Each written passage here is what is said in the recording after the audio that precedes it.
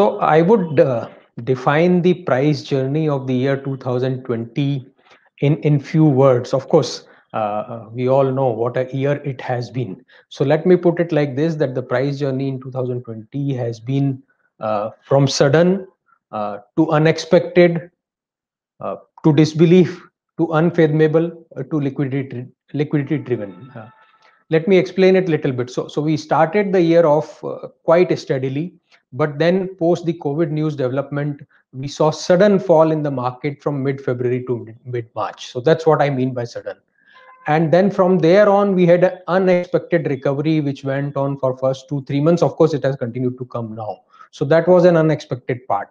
From there, it went into disbelief because market kept moving up with very little consolidation or correction. And then it became unfathomable because the market still continued to go up.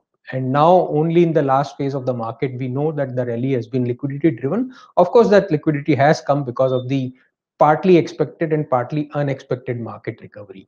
So that's the price journey for the year 2020 has been. As I said, of course, what the journey it has been, completely out of the blue, completely unexpected. In fact, a similar incidence we can relate it to the market recovery in the year 2017, post demonetization by the government in November 2016.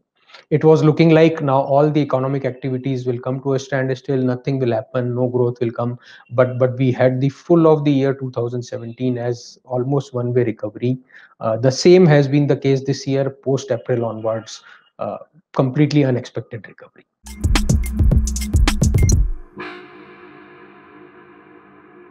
In terms of the themes that could be there for the year 2021, what I feel is that the whole space of IT sector, IT services, and associated sectors like digital and online companies is the theme that will continue to perform.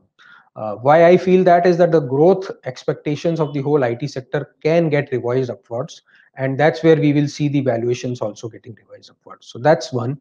The second is the insurance sector. All the three, life, general, and health, something based on the background in which we have come in the year 2020, will be an outperforming theme for the year 2021.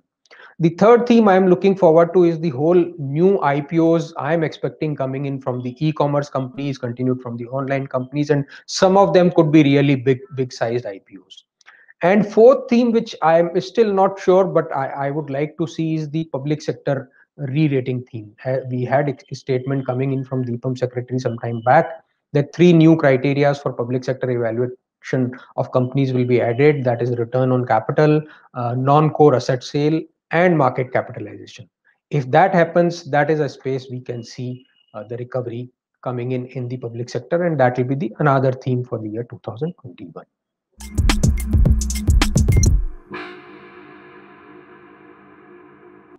So in terms of expectation from the budget, there are always two things, what the heart wants and what the head thinks that will come.